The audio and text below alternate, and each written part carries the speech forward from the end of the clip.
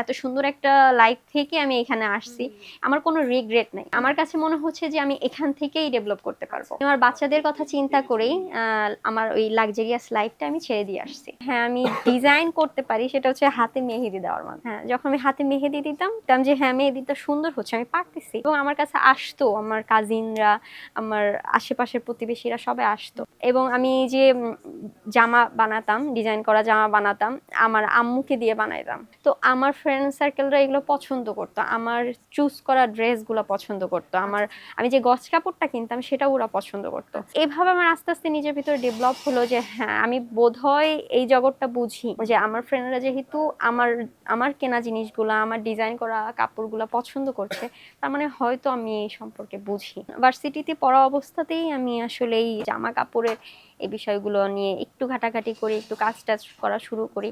বাংলাদেশের কয়েকটা বড় বড় কারখানা আছে যেখানে বাহিরের বায়াররা অর্ডার দেয়, এবং তাদের রিকোয়ারমেন্ট অনুযায়ী যেই ফেব্রিক গুলা, ডিজাইন গুলা তৈরি করা হয়, সেখানকার শিপমেন্ট যাওয়ার পরে যে এক্সট্রা ফেব্রিকটা থাকে ওইখান থেকে মূলত আমরা আমাদের ফেব্রিক গুলা নিয়ে আসি এবং নিজেরা ম্যানুফ্যাকচার করি। ফার্মাসি ওই ব্যাকগ্রাউন্ডে গেলে কি হবে, আমি পুরোপুরি আটকা পড়ে যেতাম, একদম 7টা থেকে 9টা ডিউটি, এরকম বন্দি একটা জীবন, যেটা আমি চাচ্ছিলাম না একদমই। আমি সবসময় ফ্রিডম থাকতেই পছন্দ করছি, এজন্যই মূলত আমি উদ্যোক্তার পথটাই বেছে নিয়েছি। আমি মূলত প্রথমে মেডিকেল লাইনে যেতে চেয়েছিলাম, তো মেডিকেলে যখন চান্স হয়নি তখন আমি ফার্মাসিতে পরীক্ষা দিই।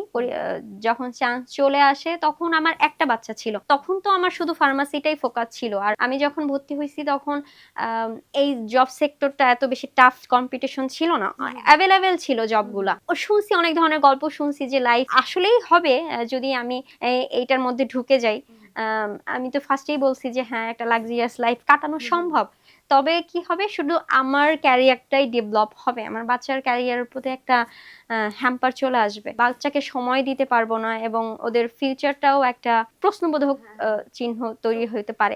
আগে যেহেতু আমরা শুধুই হোলসেল করতাম, তো আমার একটা পরিচিত ব্যাকগ্রাউন্ড আছেই, এবং এটা একটা চলতি বিজনেস। আমি যদি নিজে আলাদা স্টার্ট করতে যাই তখন তখন কি হবে, আমার এটা ডেভেলপ করতে করতে আমার সময় লাগতে পারে, আমি ফেলও করতে পারি। তখন আমি ডিসিশন নিলাম, যেহেতু মামা এই লাইনে আছেই এবং মামাকে সাথে নিয়েই কেন নয়, তো এজন্য পরবর্তীতে আমাদের শুধু আগে হোলসেল ছিল, সে পাশাপাশি আমরা রিটেলের ব্যবস্থাটা করলাম।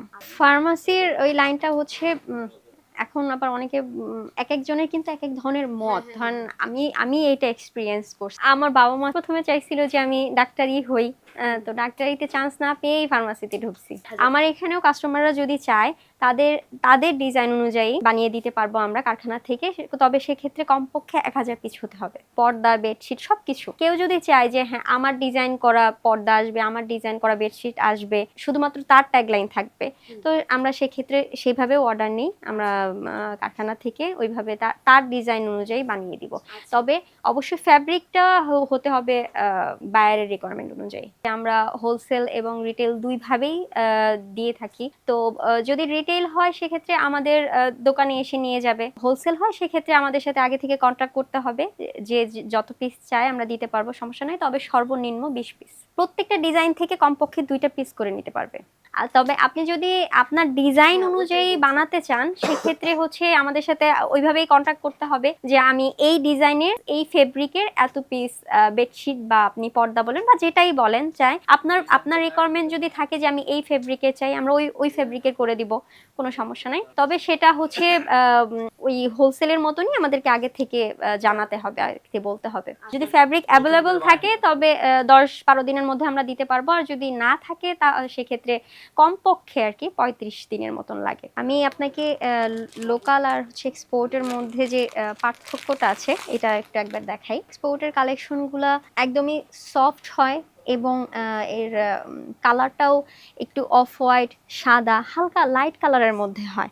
এবং আমি যদি আপনাকে একটা লোকাল কালেকশন দেখাই, এগুলো সাধারণত টুইল ফেব্রিকের মধ্যে হয়, আর এক্সপোর্ট শার্টিন, তারপরে পার্কেল, হ্যাঁ, শেডিং এই ধরনের হয়। এটা যেমন পার্পল ছিল, আর এটা হচ্ছে টুইল।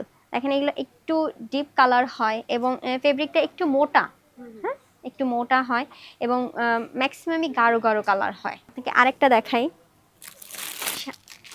এটা যেমন হচ্ছে একটা শার্টিনের মধ্যে ডিজিটাল প্রিন্ট, হ্যাঁ, এটার কাপড়টা দেখেন একদমই সফট, এবং এটার সুতার কাউন্টটাও হচ্ছে 40-40। আপনি একটু ক্লোজলিও দেখালে বুঝবেন। আমাদের বেডশিটটা এজো ফ্রি, তারপরে কালার গ্যারান্টি আছে, এবং আমরা এই সুযোগটাও দিচ্ছি যে আপনি চাইলে যদি কোনো রকম কোনো কালারের সমস্যা হয় বা ববলিং উঠে, আপনি সঙ্গে সঙ্গে ফেরত নিয়ে যেতে পারবেন।